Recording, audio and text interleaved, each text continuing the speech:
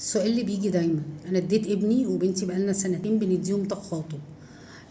حصل تحسن في التخاطب، وابتدى يقول كلمات وابتدى يقول جمل، بس للأسف مع التخاطب احنا مش حاسين ان هو فاهم الجملة اللي بيقولها، فاهم الامر اللي احنا بنقوله، او بيرد فاهم لكن بيردد ورايا الكلام كتير.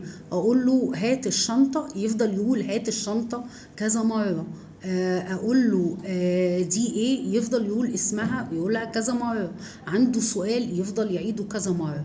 طب ده بيحصل ليه؟ ده بيحصل يا جماعة لانه قولا واحدا تخاطب من غير ما ندي فيه مهارات إدراكية.